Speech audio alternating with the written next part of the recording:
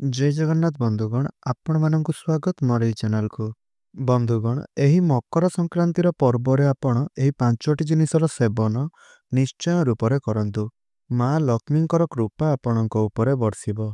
अपार धन संपत्तिर आपण मालिक होइजिबे। आगको आसिबाकु थिबा मकर संक्रांति पावन पर्वर आपण मानकु बहुत बहुत शुभकामना। प्रतिवर्ष पौष मासरे सूर्यंकर मकर राशि गोचर करिवार दिन को मकर संक्रांतिर पर्व बोली माना जाइथाए।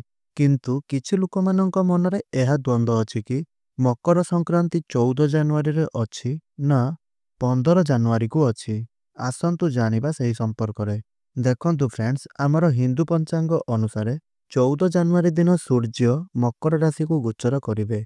एहा परे ही मकर संक्रांतिर पर्व पालन करा जाइथाए। तिथि अनुसार एही वर्ष मकर संक्रांति 14 जनवरी को माना जिवो। काहेकि ना एही दिन सूर्य को जल बा अर्घ्य देवार परंपरा रही। आमर हिंदू धर्म रे मकर संक्रांतिर बहुत अधिक महत्व रही अछि। धार्मिक मान्यता अनुसार एही शुभ दिन रे पवित्र नदी रे स्नान एवं दान पुण्य करिबा द्वारा आपणकर समस्त मनस्कामना पूर्ण होइथाए। मकर संक्रांति दिन धन सुख समृद्धि एवं माता लक्ष्मी को लोक माने प्रसन्न करिबा पई केते प्रकारर उपाय सबु पालन करिथांती। आज आमे आपनकु एही वीडियो रे किछि एपरि उपाय संपर्क रे कहिबु जहाकु आपण मकर संक्रांति दिन करिबा द्वारा आपणक उपरे धन सुख समृद्धि सफलता एवं महालक्ष्मींकर कृपा दृष्टि आपणक उपरे सर्वदा रहिबो। मकर संक्रांति दिन आपण एही पांचटी जिनिस खाइ नेबे पूरा वर्ष धन धान्यर कमी केबे भी आपणक जीवन रे रहिबो नाही। घरे सुख समृद्धि सदैव बनी रहिबो। एही वर्ष ज्योतिष शास्त्र अनुसार मकर संक्रांति रे रोहिणी नक्षत्रर खास संयोग बनुअछि। एही दिन रोहिणी नक्षत्र संध्या 8टा बाजी 15 मिनिट पर्यंत रहिबो। आमर ज्योतिष शास्त्र रे रोहिणी नक्षत्र को बहुत अधिक शुभ बोली माना जाइथाए। एही समय रे दान धर्म एवं पूजा पाठ करिबा अत्यंत मंगलकारी एवं शुभ फलदायक होइथाए। एहा बिना आपणकर मकर संक्रांति दिन आनंद एवं भ्रमणर जुग मध्य बनुअछि। कौनसी शुभ कार्य करिबा पई भ्रम जुग एहा बहुत ही शुभ होइथाए एवं आनंद आदि जुग समस्त प्रकारर सुख एवं सुविधार प्राप्ति पई शुभ अटे। एही शुभ जुगरे आरंभ करा जाइथिबा कौनसी भी कार्य बाधा विघ्न आसी नथाए। एही दिन सुना चांदी भली जिनिस गुड़िकर क्रय करिबा बहुत ही लाभदायक होइथाए। मकर संक्रांति रे घर को झाड़ू आनिबा एहा बहुत ही शुभ माना जाइथाए। एही दिन भगवान श्री गणेशंकर प्रतिमा तथा मयूर पंख घर को आनिबा मंगलकारी बोली माना जाइथाए। विशेष करी एही दिन आपण माता लक्ष्मींकर चरण पादुका आपण निजर घर को आनंतु।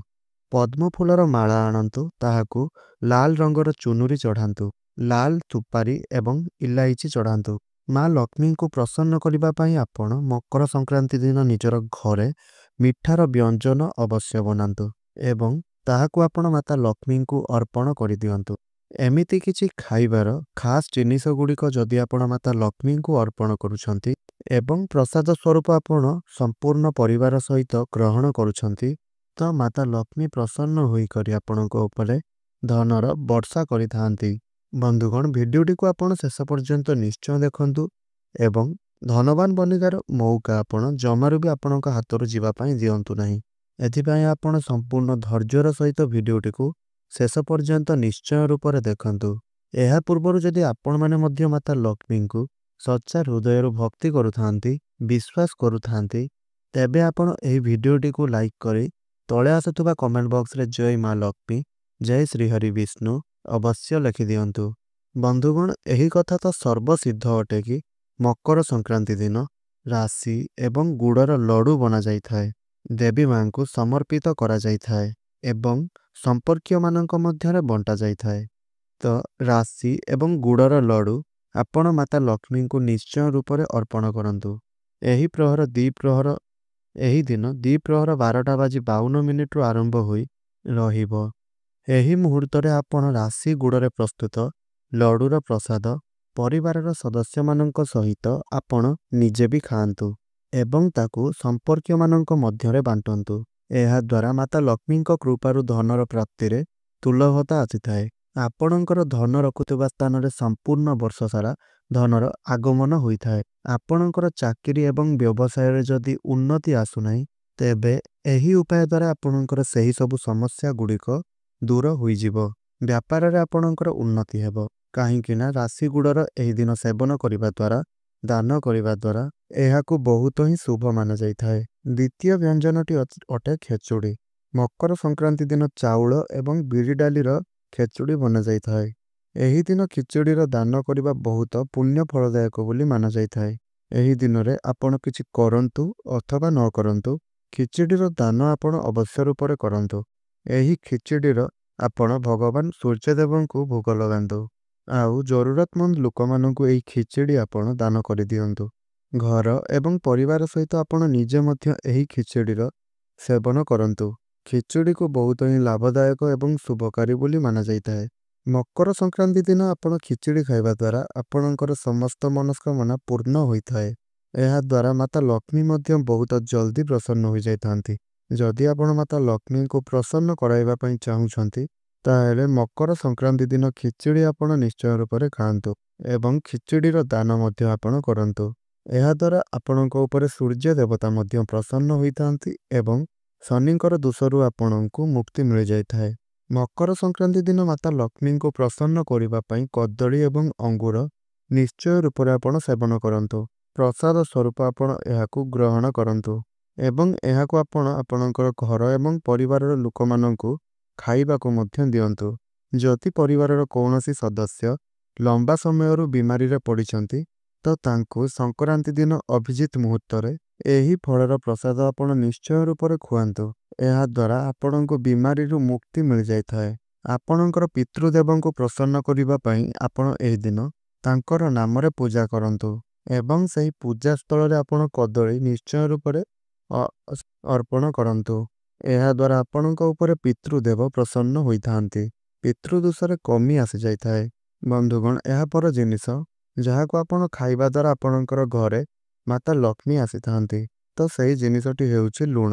ଏମିତିରେ ତ ଆପଣ ଖିଚୁଡ଼ିରେ ଚାଉଳ ଏବଂ ଡାଲି ସହିତ ଘିଅ ଏବଂ ଲୁଣର ପ୍ରୟୋଗ କରିଥିବେ, କିନ୍ତୁ ଆପଣଙ୍କୁ ମକର ସଂକ୍ରାନ୍ତି ଦିନ ଅଭିଜିତ ମୁହୂର୍ତ୍ତରେ କିଛି ଲୁଣ ନିଶ୍ଚୟ ରୂପରେ ଖାଇବା ଉଚିତ। ତ ହାତରେ ଆପଣ ଅଳ୍ପ ଲୁଣ ନିଅନ୍ତୁ ଏବଂ ଏହାକୁ ଖାଇ ନିଅନ୍ତୁ। ଏହାଦ୍ୱାରା ଆପଣଙ୍କ ଉପରେ ମାତା ଲକ୍ଷ୍ମୀଙ୍କର କୃପା ସର୍ବଦା ବନି ରହିବ। ଘରେ କେବେ ବି ଧନଧାନ୍ୟର କମି ହେବ ନାହିଁ। ଚାକିରି ଏବଂ ବ୍ୟବସାୟରେ ବହୁତ ଭଲ ଲାଭ ହୋଇଥାଏ। ଧନ ଆସିବାର ନୂଆ ନୂଆ ସ୍ରୋତ ଗୁଡ଼ିକ ଖୋଲି ଯାଇଥାଏ। ଆଶ୍ଚର୍ଯ୍ୟଜନକ ରୂପରେ ଅଚାନକ ଭାବରେ ଆପଣଙ୍କୁ ଧନ ଲାଭ ହୋଇଥାଏ। ଆପଣଙ୍କର କାର୍ଯ୍ୟ ପୂରଣ ହେବ। ଏହି ଦିନ ଲୁଣର ସେବନ ବହୁତ ହିଁ ଶୁଭ ଫଳଦାୟକ ହୋଇଥାଏ। ଏଥିପାଇଁ ଲୁଣର ସେବନ ଆପଣ ନିଶ୍ଚୟ ରୂପରେ କରନ୍ତୁ। ବନ୍ଧୁଗଣ, ପଞ୍ଚମ ଜିନିଷ ଯାହା ବହୁତ ହିଁ ଲାଭଦାୟକ ହୋଇଥାଏ ଏବଂ ତାହା ହୋଇଥାଏ ଶକରକନ୍ଦ, ବା ଯାହାକୁ ଆମେ ଓଡ଼ିଆରେ କନ୍ଦମୂଳ ବୋଲି କହିଥାନ୍ତି। ମକର ସଂକ୍ରାନ୍ତି ଦିନ ମାତା ଲକ୍ଷ୍ମୀଙ୍କୁ ଆପଣ କନ୍ଦମୂଳର ଭୋଗ ନିଶ୍ଚୟ ରୂପରେ ଲଗାନ୍ତୁ ଏବଂ ସ୍ୱୟଂ ନିଜେ ହିଁ ଖାଆନ୍ତୁ। ଆଉ ଘରର ସମ୍ପୂର୍ଣ୍ଣ ସଦସ୍ୟମାନଙ୍କୁ ଆପଣ ତାହା ଖାଇବା ପାଇଁ ଦିଅନ୍ତୁ। କନ୍ଦମୂଳ ଖାଇବା ଦ୍ୱାରା ଆପଣଙ୍କର ଘରେ ମାତା ଲକ୍ଷ୍ମୀଙ୍କର ଆଗମନ ହୋଇଥାଏ। ଏହି ଦିନ କନ୍ଦମୂଳ ଖାଇବା ଏହା ଆପଣଙ୍କ ପାଇଁ ବହୁତ ହିଁ ଲାଭଦାୟକ ହୋଇଥାଏ। ଏହାଦ୍ୱାରା ଧନଧାନ୍ୟରେ କେବେ ବି କମି ଆସିନଥାଏ, ସମ୍ପୂର୍ଣ୍ଣତା ଆସିଥାଏ। ସର୍ବଦା ସୁଖ ଏବଂ ସମୃଦ୍ଧି ଆସିଥାଏ।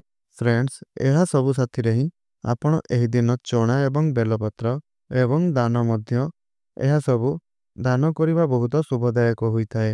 ମକର ସଂକ୍ରାନ୍ତି ଦିନ ଆପଣଙ୍କର ପୂଜା ସ୍ଥାନ ସହିତ ହିଁ ଆପଣଙ୍କ ଘରର ମୁଖ୍ୟ ଦ୍ୱାରରେ ଦୀପ ଅବଶ୍ୟ ରୂପରେ ଜଳାନ୍ତୁ ଏବଂ ଏହି ଜିନିଷ ଗୁଡ଼ିକର ଧ୍ୟାନ ନିଶ୍ଚୟ ରୂପରେ ରଖନ୍ତୁ। ମହିଳାମାନଙ୍କୁ ମକର ସଂକ୍ରାନ୍ତି ଦିନରେ ବାଳ ନ ଧୋଇବା ଉଚିତ। ଏହା ପ୍ରେମ ଏବଂ ସମ୍ଭାବନାର ପର୍ବ ଅଟେ। ତ ଭୁଲରେ ମଧ୍ୟ ଆପଣ ଏହି ଦିନରେ କ୍ରୋଧ କରନ୍ତୁ ନାହିଁ। ଏହି ଦିନ ଆପଣଙ୍କର ମନ ଖୁସି ରହିବ ଏବଂ ଏହା ସହିତ ଆପଣଙ୍କ ଘରକୁ ସକାରାତ୍ମକ ଊର୍ଜା ମଧ୍ୟ ଆସୁଥାଏ। ଏହି ଦିନ ଘର ଭିତରେ ହେଉ କିମ୍ବା ବାହାରେ ଗଛଲତା ଗୁଡ଼ିକୁ କାଟିବା ଏହା ଉଚିତ ହୋଇନଥାଏ।